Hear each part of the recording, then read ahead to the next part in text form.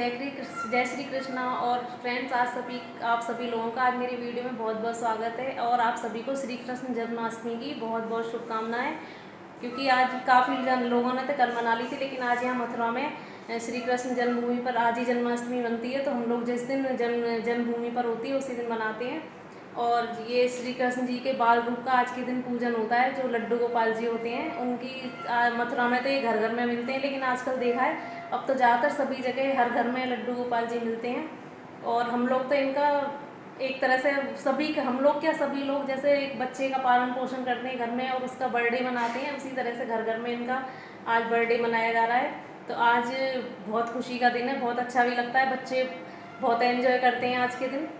तो मैंने कुछ उनका सामान भी लिया था, तो चलिए आपको मैं उनका सामान दिखा दूँ गोपाल जी का।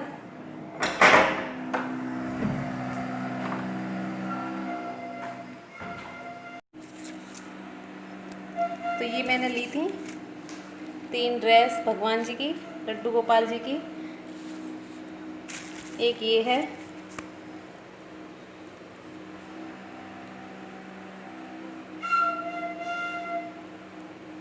काफ़ी सुंदर वर्क है इसमें।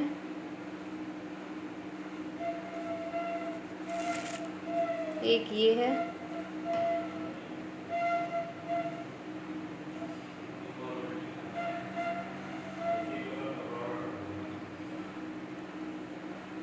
क्योंकि हम लोग जैसे बर्थडे के दिन बच्चे को दोपहर में भी दिन में भी नए कपड़े पहनाते हैं, रात को भी ऐसी मुझे भी आदत है कि बच्चे इसको लड्डू गोपाल जी को दिन में भी अब बिल्कुल ऐसे तैयार करे जाएंगे जैसे कि बर्थडे के दिन बच्चों को करा जाता है।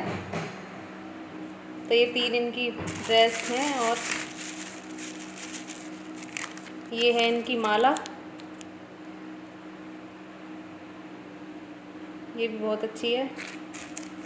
ये मोर पंख, ये है इनकी मुरली,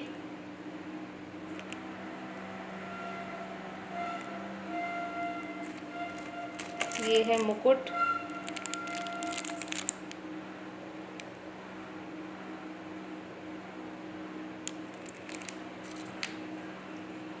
और ये है कानों की बाली।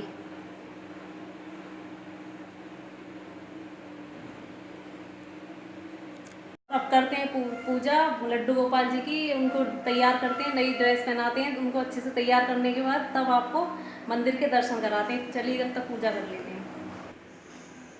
तो फ्रेंड्स, यहाँ मैंने अपनी पूजा स्टार्ट कर दी है। पहले अपने भगवान जी इनको स्नान कराना होता है और मैंने गंगा जल डाल लिया है उनके पानी में, जिससे स्नान कराना है।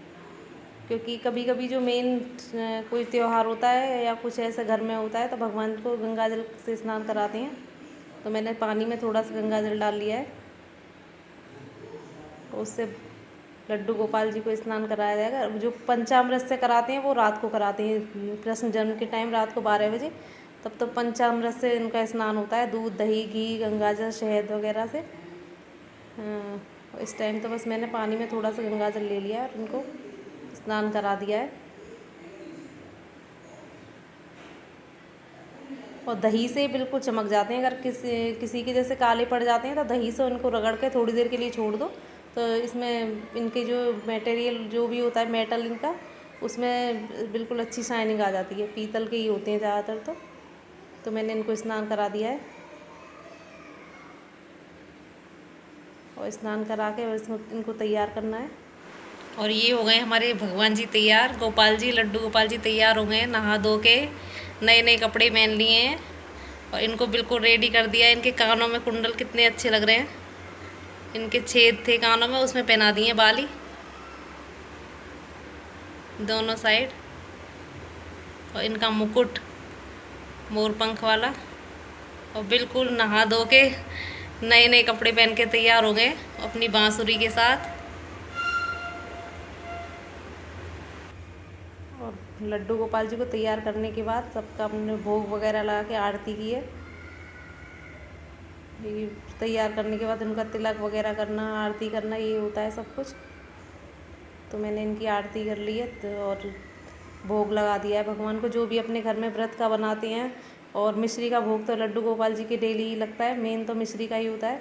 माखन मिश्री बहुत पसंद था, तो मिश्री बहुत ज़रूरी होती है। मक्खन भले ही रोज़ मिले ना मिले, लेकिन मिश्री का तो डेली ही भोग लगता है। और यहाँ पूजा मेरी हो गई है।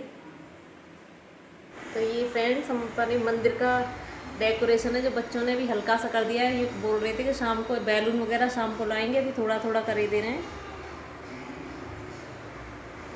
अभी थोड़ा सा रिबन वगैरह लगा दिया था, इसी से कर दिया है।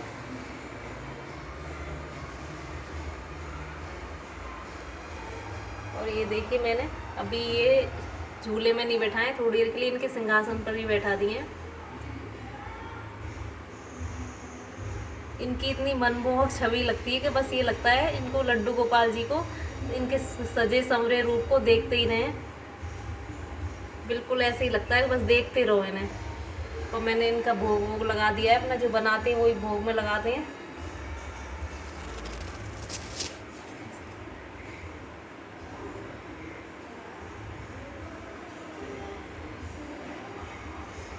तो मैंने जो भी बनाया है वो आप लोगों के साथ शेयर भी किया है वीडियो में। फिर सभी से आप सभी को जन्माष्टमी की बहुत बहुत शुभकामनाएं। अब बस अब पूजा हो गई है, बच्चों के लिए कुछ फलाहार वगैरह, क्योंकि बच्चे भी व्रत हैं, उनकी तैयारी करनी है। हाँ तो फ्रेंड्स मैंने पूजा कर ली है अपनी। अब बच्चे पूजा कर दी, भगवान को भोग लगा दी। अब बच्चों के भोग लगाने की बारी है। अब मैं, क्योंकि बच्चे भी व्रत हैं, तो मैंने सोचा ला अब उनके लिए भी भगवान का सब कुछ काम करके फ्री अब मैं बच्चों के लिए कुछ बना दूँ। और आपसे थोड़ी देर बाद मिलते हैं, तब तक के लिए बाय बाय। तो फ्रेंड्स यहाँ हम बना रहे हैं लौकी की लौज बोलते हैं, जिसको लौकी का हलवा बोल देते हैं बहुत से लोग।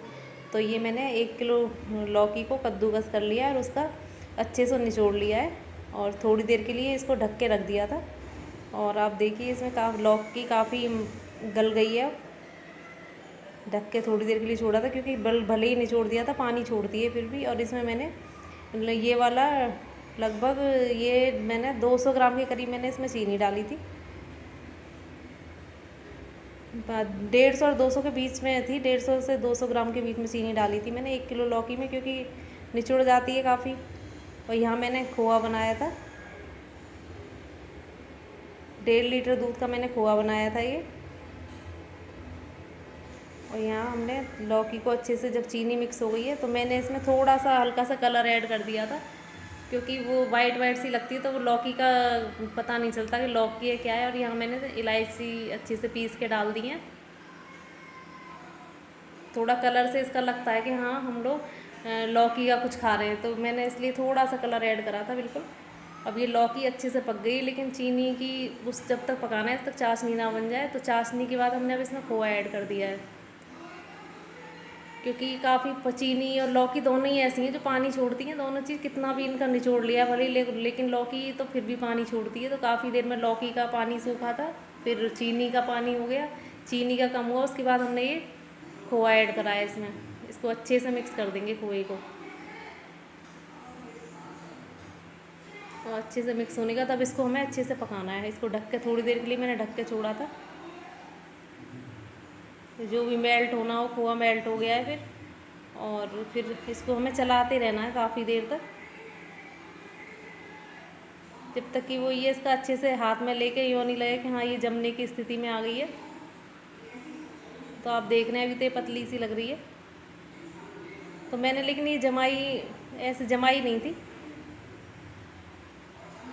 क्योंकि इसको ज़्यादा देर तक गैस पर रखने का मतलब है इसमें ऐसा हो जाता है ऐसे कि चाशनी में इसकी में खिंचाव सा हो गया हो। तो मैंने इतना नहीं, मुझे इसी रूप में रखनी थी ये लौज। तो ऐसी अच्छी लगती खाने में हलवे की तरह से, तो मैंने इसको जमाने की कोशिश भी नहीं करी थी। और ये देखिए इसमें ये बिल्कुल उस कंडीशन में आ गई, लेकिन मैंने अच्छे से प्लेट में ग्रीसिंग करके घी से इसको कोशिश तो ये करी थी भाई बाई चांस जम जाए तो ठीक है, नहीं तो कोई बात नहीं है। लेकिन मैंने बहुत ज़्यादा नहीं पकाई थी गैस पे बहुत। जब ये लगी ना चाशनी और ये अच्छे से मिक्स हो गया है और हाथ में चिपक नहीं रहा है, तभी मैंने ये गैस पे से उतार ली थी।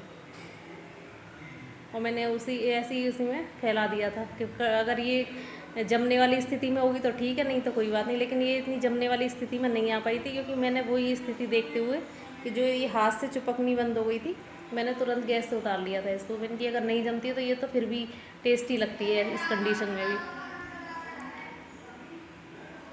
तो इसको अच्छे से पूरे में फैला दिया है एक सार करके, कि अगर कटती भी है बर्फ़ी जैसी बनती भी है तो पीस एकदम सेम रहेंगे, मोटे पतले नहीं रहेंगे।